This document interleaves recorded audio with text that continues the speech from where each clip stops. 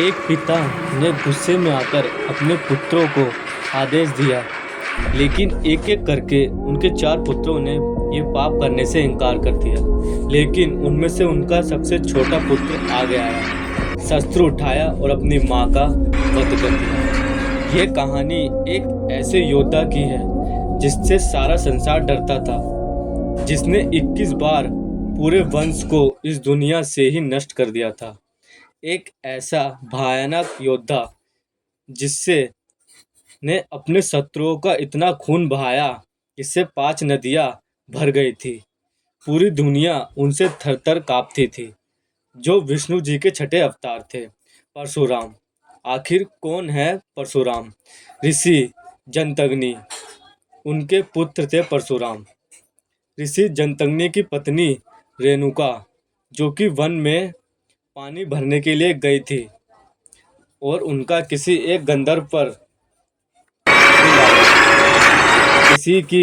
इसी का आभास लगते ही ऋषि जमदग्नि ने अपने पुत्रों को उनका वध करने का आदेश दिया, लेकिन सभी ने यह वध करने का अनुरोध करा, मना कर दिया। तभी उनके छोटे पुत्र परशुराम आगे आए, जिन्होंने अपने पिता के एक ही आदेश पर अपनी माँ का वध कर दिया। जो परशुराम से पूरी दुनिया थर-थर काँपती है। एक ऐसे योद्धा थे जिन्होंने क्षत्रियों को पूरे ही वंश को लगभग खत्म कर दिया था। उन्होंने कई बार क्षत्रियों का इस धरती से नाश किया है।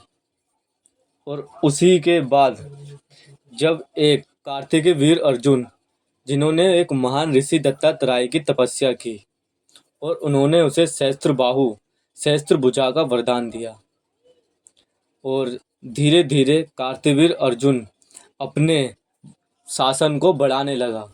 उसमें अहंकार, क्रोध और भावना भरने लगी।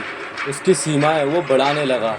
जल पर, नदियों पर, आकाश पे, धरती पे, वनों पर वो अपना अधिकार जताने लगा। तभी एक बार वो किसी वन में गया। वहाँ उन्होंने ऋषि जमदग्नि के पास एक गाय को देखा, जो कि एक कामधेनु गाय थी और जो कि इच्छा पूरी करती थी। वो उस गाय को लेने लगा। यही परशुराम को देखकर उन्हें क्रोध आ गया, तो उन्होंने कार्तिकेय वीर अर्जुन से युद्ध करने की घोषणा की। परंतु कार्तिकेय वीर अर्जुन नहीं जानता था कि वो किससे युद्ध कर रहा है। वो थे परशुराम, जिन्होंने उसकी पूरा सेना का अकेले ही लड़के ही पूरा सेना को नष्ट कर दिया। फिर उसके बाद कार्तिवीर अर्जुन की एक-एक भुजा को धीरे धीरे काटते गए। पूरी भुजा को काटने के बाद उन्होंने उसके सर भी काट दिया था।